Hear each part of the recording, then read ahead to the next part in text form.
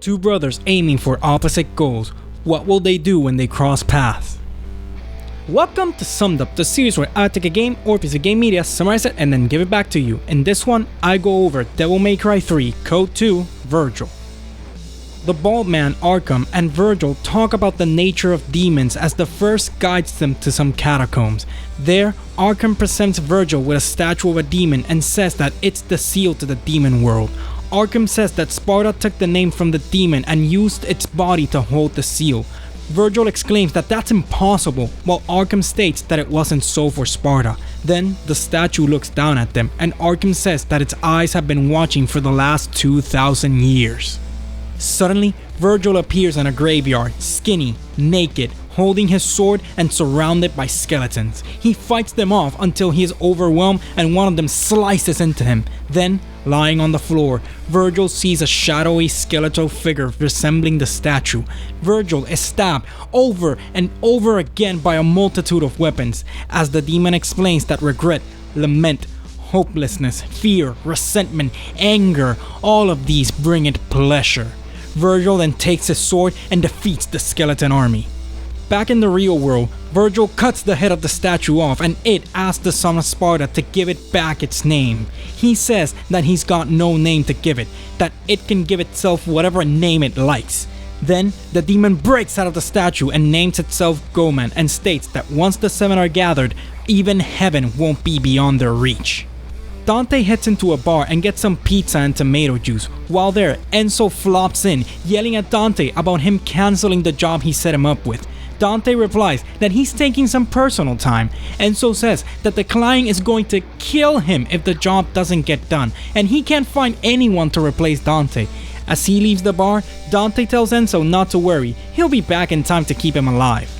After he's gone, a girl with heterochromia asks the bartender if he'll let her very drunk friend sleep it off there for a while. The bartender says that they're open until dawn, so it's no problem. He'll even get her a blanket for her friend. After covering her friend, the girl thanks him. Back at the mansion, Arkham talks to Vergil, telling him of his first encounter with a demon. He calls it a miracle. That miracle left him with a cut in his neck that bleeds whenever he comes across a demon, like they had the night before. He goes on to say that the books he's read speak of 4 seals that must be broken in order to access the demon world. However, the first seal spoke of 7, and it named itself Goman, which means pride. It spoke of the 7 deadly sins. Vergil tells Arkham that he'll take care of the seals they know of while Arkham searches for the missing ones. Arkham asks what they'll do about Dante and asks that he try bringing him into the fold, but Dante refused. Vergil tells him that he's not surprised, there's too much of their father in him. Arkham says that it's a pity, his involvement is assured either way. Then he tells Vergil to leave Dante to him, he is the son of Sparta, to spare him correction would be to spoil the child. Having left the bar, the girl with heterochromia comes across Alice. Concerned, she asks her what she's doing out so late. Alice says that she just wants to go home, and the girl tells her that she'll get her home.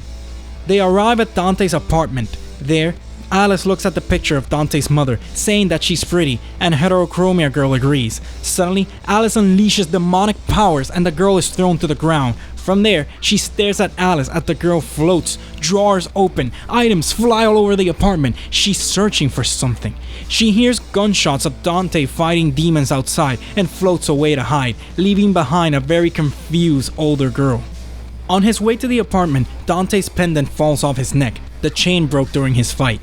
In the mansion, someone is talking to Arkham, asking him if he believes Vergil. Arkham replies that he does. Vergil is guided by greed, and as long as he believes Arkham can get him what he wants, he won't betray him. When the mystery man asked about Dante, Arkham replies that he is not as easily controlled, but he'll just dangle Vergil in front of him and Dante will come like a moth to a flame. Dante gets back to the apartment and fixes his pendant. Then he notices something is off and throws a billiard ball forward, shattering the illusion created by Alice, revealing her. As soon as she sees his pendant, she runs away, and Dante ignores her, jokingly yelling about those darn kids these days. Dante goes to take a bath, and heterochromia girl is hiding in the bathtub. Luckily for her, his pendant's chain breaks again as he's going into the bathroom. He goes back into the main room and leaves his pendant on his desk. As soon as he walks away, Alice, who hadn't left and was just hiding on the ceiling fan, I get that she made a deal with a demon to become an adult in the previous issue, but how does that equal superhuman abilities and demonic powers? Jumps down and steals his pendant. This time, she really does run away and Dante walks out after her. Back at the mansion, Vergil walks out of his room and finds Alice, now looking like an edgy teenager with the pendant hanging from her neck. He looks down on her for having sold her soul to grow up fast. She says she hates his eyes, the way he looks at her. He simply walks away, saying that Dante is coming. While searching for Alice, Dante comes to an old church where he finds the Mad Hatter. Dante asks him where Alice went with his pendant, but the Hatter claims to know nothing. Dante says that it's been fun, but he's just gonna walk away now. Then, the Hatter pumps down to where he is and tells Dante that he'll tell him where the pendant is. But first, he has a job for him. I thought you didn't know where the pendant was.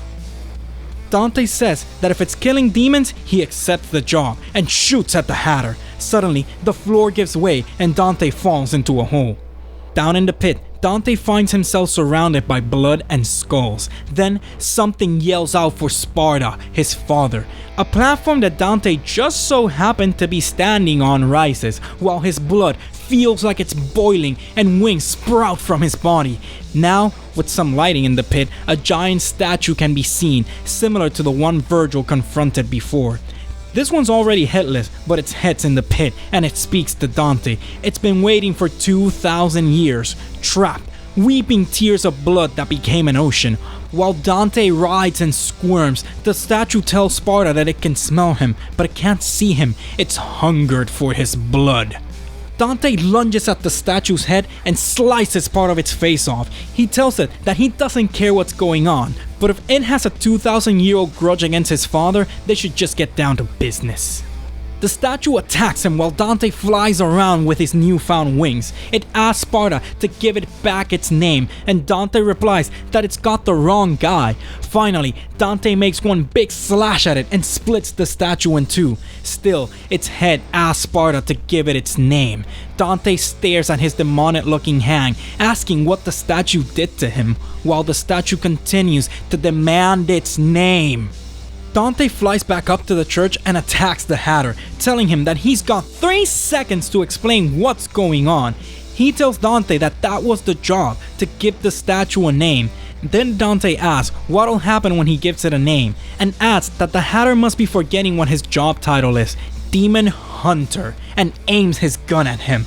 The Hatter then attacks him with his powers, telling him that if he didn't hide in his human shell, if he was just willing to take it, so much power could be his. Then he asks Dante if revenge is that important to him, revenge for what was done to his mother and brother. He goes on, saying that all he needs to do is say the words, "I shall name you," and the world will change. He will change, and he won't be hurt again. The blood of Sparta calls to him. Then, something strikes down on the church, destroying the platform Dante had been standing on in the pit. Dante falls to the ground and Vergil is seen standing in the distance. "In the name of Sparta, I shall name this seal. Choose." The statue then names itself Sloth and disappears. Dante walks up to his older brother. "What a coincidence running into you here," and threatens Vergil, asking him if he's responsible for all the business he's been getting lately. Vergil replies that he's not. For that matter, he's going to put him out of business. When he's done, he's going to restore what was sealed by Sparta and open the demon world. Dante asks him if he's insane and begs him not to make him kill him. They face off against each other, ready to fight, until Dante sees his pendant falling. He reaches for it, but Vergil slashes at his hand and grabs it instead. Dante shoots at him, and Vergil dodges and slices the bullets. Dante demands the pendant back. It's not too late for Vergil. The Hatter tells him not to do it. They need it if they want Tem and Nigru to help them. Vergil throws the pendant back at Dante and tells the Mad Hatter not to intervene. He can take it back whenever he desires, and walks away. Elsewhere, Arkham talks to the man from before. 3 seals broken in 3 days. They must make preparations for the opening of the gate. Finally, the sons of Sparta meet again. Not a happy family reunion if you ask me. It really is too bad that Code 3 was never released and the story will stay unfinished. The whole 7 deadly sins thing was really interesting to me. Click that like button if you liked the video, subscribe if you really liked it, Click the bell button icon to make sure you get to see new videos, and share the video, it really helps out the channel. Follow me on Twitter for updates, the link is in the description. As always, this is Lolox Sunned Up, and I'll see you next time.